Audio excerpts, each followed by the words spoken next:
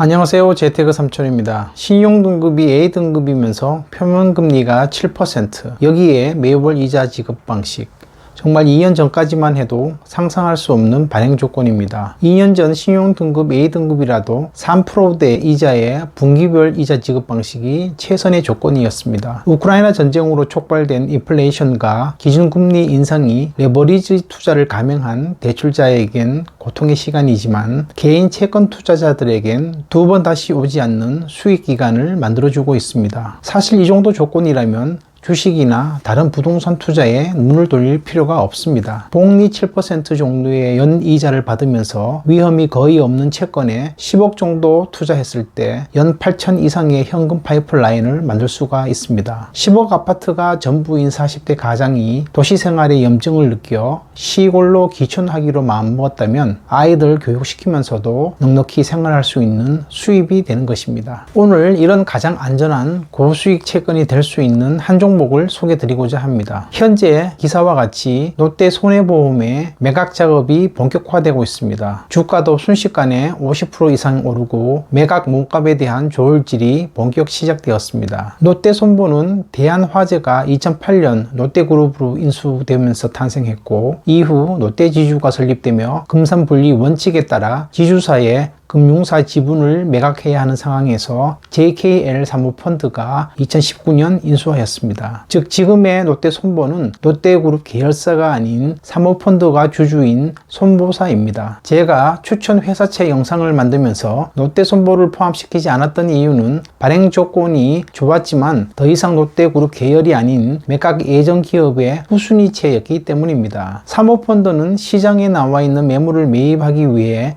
특정 신탁 상품을 만들어 투자자로부터 투자 자본을 모아 인수한 후 대개 5년 정도에 매각하여 투자 이익을 챙기고 투자자들에게 원금을 배분하여 해당 신탁을 청산하게 됩니다. 롯데손보가 2019년에 매각되었으니 2024년이 데드라인이 되는 것입니다. 저도 제가 거래 중인 D증권사의 상기 설명과 같은 부동산 신탁 상품에 가입하였으나 기간 내에 매각이 이루어지지 않아 현재 기간 연장을 한 상태입니다. 물론 이 기간에도 은행 금리보다는 훨씬 높은 이자를 지급받게 됩니다. 제가 이 설명을 드리는 이유는 주식, 채권처럼 부동산 신탁 상품이라는 캐티고리가 있다는 것을 알려드리는 것이고 반드시 아셔야 하는 영역이기 때문입니다. 과거 은행 예금 이자와 채권 수익률이 2에서 3% 되었던 시기에도 저는 이런 부동산 신탁 상품을 통해서 5에서 6% 정도의 수익을 안정적으로 유지해 왔습니다. 다음에 부동산 신탁 상품을 구체적으로 소개하는 시간을 가지도록 하겠습니다. 자, 다시 본론으로 돌아와서 롯데손보 채권은 일종의 금융채이고 금융채는 가장 안정성이 높은 채권입니다. 다만 주인이 없다는 리스크로 추천드리진 않았지만 대형 금융그룹에 편입된다면 리스크 제로의 가장 안전한 고금리 채권이 된다고 결론 내릴 수가 있습니다. 매력도에 있어서 가장 원탑이 될 수 있는 종목입니다. 현재 롯데손해보험 9 후순위채의 경우 신용등급 A-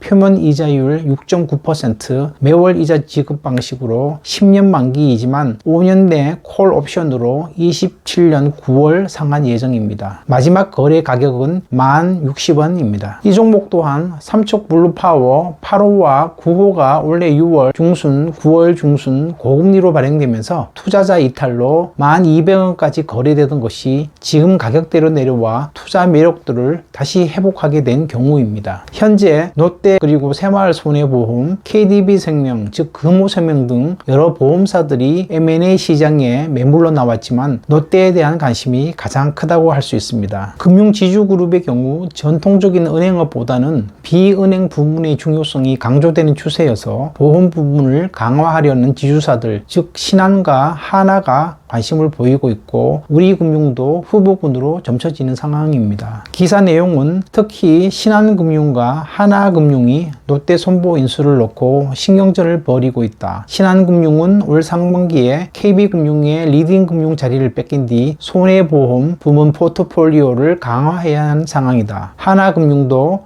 하나 손해보험을 자회사로 두고 있지만 자산 규모가 1조 5천억에 불과하고 적자 지속됨에 따라 덩치 키우기 차원에서 자산 규모 13조 원의 롯데 손보 인수가 절실하다는 내용입니다. JKL 파트너스가 롯데 인수 당시 조건이 롯데그룹은 롯데 손해보험이 현재 가지고 있는 롯데 계열사 퇴직연금 물량과 기업보험 물량을 5년간 유지하고 사명에 롯데를 5년간 넣을 수 있도록 한다인데 이 5년이 지나면 현재의 매물 프리미엄이 퇴색될 수 있으므로 매각은 반드시 기한 내에 이루어지지 않을까 생각됩니다. 매각 가격은 2에서 3조까지 전망되지만 실질적으로 사모펀드도 손해보지 않고 인수 측에서도 부담되지 않는 1조 5천 원 내외의 매각가가 형성되지 않을까 전망해봅니다. 채권 투자자 입장에선 1조가 되든 3조가 되든 금융지주의 품에 안기기만 한다면 부도 가능성 제로의 가장 안전한 금융체로서 채권 가격의 급등은 불보듯 뻔합니다. 현재로서도 신용등급 A등급에 자산 13조, 연 1,000억 원이 넘는 이익을 올리는 금융회사인 만큼 사실 위험도는 극히 낮아